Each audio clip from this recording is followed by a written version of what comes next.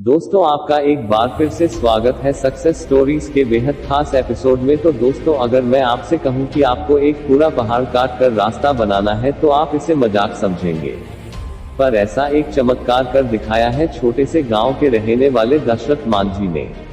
दोस्तों यह motivational story उस इंसान की है जिसने अपने बुलंद हौसले और दृढ़ संकल्प के कारण असंभव काम को संभव कर दिखाया। यह कहानी भारत के माउंटेन मैन कहे जाने वाले दशरथ मांझी की है, जिन्होंने अपने बुलंद हौसलों की बदौलत महज एक छेनी और हथौड़ी से पूरे पहाड़ को काटकर एक रास्ता बना दिया।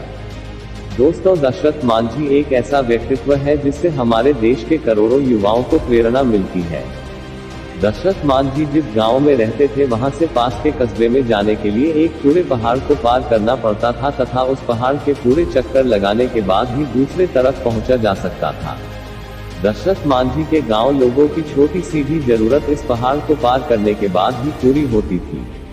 एक दिन जब दशरथ मांझी पहाड़ी इलाके में अपना काम कर रहे थे और हर दिन की तरह उनकी पत्नी फाल्गुनी देवी उस दिन भी उन्हें जब दोपहर का खाना देने जा रही थी, तब दुर्भाग्यवश अचानक पैर फिसलने के कारण वह एक पहाड़ी दर्रे में जा गिरती है और तत्काल इलाज न मिलने के कारण उनकी मृत्यु हो जाती है। फाल्गुनी देवी की मौत का सबसे बड़ा कारण वह पहाड़ था जो दशरथ मांझी के गांव और शहर के बीच दीवार बनकर खड़ा था। इसी पहाड़ के कारण फाल्गुनी देवी को अस्पताल ले जाने में ज्यादा समय लग गया और उनकी मृत्यु हो गई, क्योंकि गांव से शहर के जाने के लिए पूरे पहाड़ के चक्कर लगाने पड़ते थे। अपनी पत्नी की मृत्यु ने दशरथ मांझी को पूरी तरह झकझोर के रख दिया और वह सोच में पड़ गए हैं कि कैसे एक पहाड़ के बाधा बनने के कारण वह अपनी पत्नी को नहीं बचा सके।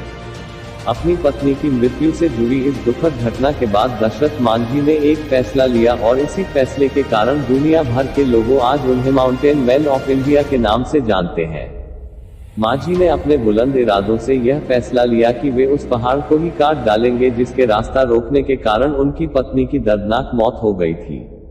इसके बाद अपने बुलंद हौसलों और इरादों का परिचय देते हुए दशरथ मांझी अपनी छोटी सी छेनी और हथौड़ी से उस विशालकाय पहाड़ को तोड़ने में लग गए।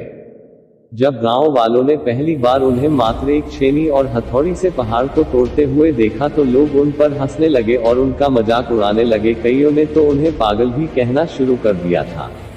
लोग कहते हैं कि ये अपने बीवी के मौत के सदमे से पागल हो गया है जो इतनी छोटी सी छेनी और हथौड़ी से विशालकाय पहाड़ को तोड़ने में लगा है।